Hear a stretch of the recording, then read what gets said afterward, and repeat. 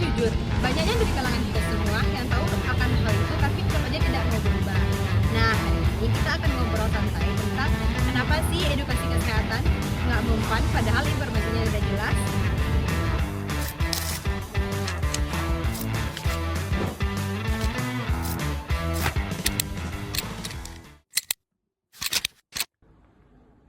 Aku tahu mie instan itu nggak sehat, tapi tiap kali ngerjain tugas tengah malam, cuman ini yang cepat dan gampang.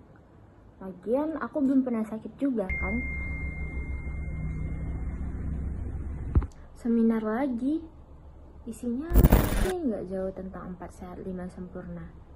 Walaupun aku udah tahu semuanya, tapi apa gunanya kalau realitanya kayak gini terus?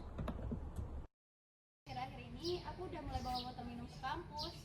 Cuman teman-teman aku malah bilang, "Heleh, sok-sokan bawa botol minum ke kampus, biasanya juga beli es teh." Dengar kata-kata mereka, aku jujur agak kepikiran juga sih. Aku juga pernah nolak jajan gorengan, malah dibilang lagi diet ya. Padahal kan badan kamu udah kurus. Lucu ya, padahal mau hidup sehat malah dianggap aneh. Kadang tuh kita pengen berubah, tapi lingkungan sekitar kita tuh nggak mendukung. Ujungnya balik ke kebiasaan lama lagi. Aku pikir cuma aku aja yang ngerasa gitu. Ternyata kalian juga ngalamin ya? Teman-teman, kalian pernah kepikiran nggak sih kenapa ya banyak orang yang udah tahu nih tentang bagaimana penerapan gaya hidup sehat itu seperti apa, tapi kok tetap ada ya yang tidak mau berubah? Maksudku kayak edukasinya kan udah banyak nih di mana-mana, bisa kita cari sendiri, tapi kok tetap ada ya yang tidak mau berubah? Edukasinya kah yang salah atau emang dari niat kita aja yang salah sebenarnya? Kalau menurut aku sih karena kita belum ngerasa itu penting. Kalau kita belum kena ya gini-gini aja, kalau udah kena baru dah tuh sadar. Iya, kadang tuh kita suka overthinking, takut gagal, takut nggak konsisten, tapi nggak tahu juga kapan berubahnya. Jadi kesimpulannya bukan edukasinya ya yang salah, tapi dari niat kitanya aja yang kurang motivasi untuk berubah. Oh iya juga ya. Nih teman-teman, ya tadi kan aku nggak sengaja dengar pembicaraan kalian, dan kayaknya aku rasa pembicaraan tadi kayaknya cocok deh sama teori yang ada di promosi kesehatan.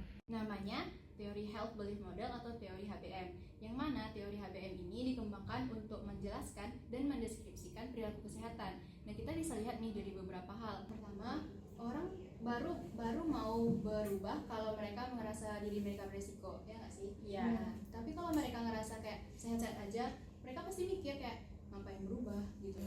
Dan yang kedua itu ada lingkungan. Kalau mereka udah mulai kayak udah mulai hidup sehat, makan yang sehat dan bergizi, tapi lingkungan mereka malah ngejek kayak ngapain sih makan sehat-sehat, ngapain sih diet gitu loh kan.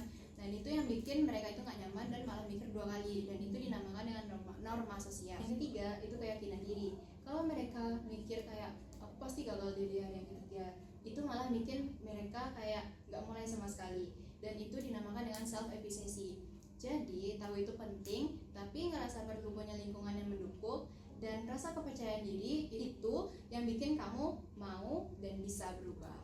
Oh begitu. Jadi semuanya tergantung dari niat kita sendiri ya, Ji? Iya betul, bisa. Dari dulu aku selalu bilang kalau aku tahu. Tapi ternyata aku belum merasa penting. Aku belum yakin aku bisa.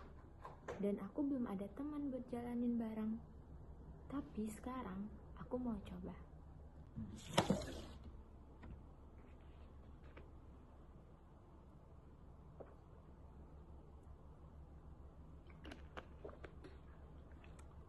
Mulai dari hal kecil seperti ini, hari ini aku coba nggak minum yang manis-manis dulu. Besok aku coba jalan kaki ke kampus. Pelan-pelan aja, yang penting mulai. Kamu tahu hidup sehat itu penting, tapi apakah kamu udah memulainya? Edukasi gagal bukan karena kita bodoh, tapi karena kita manusia.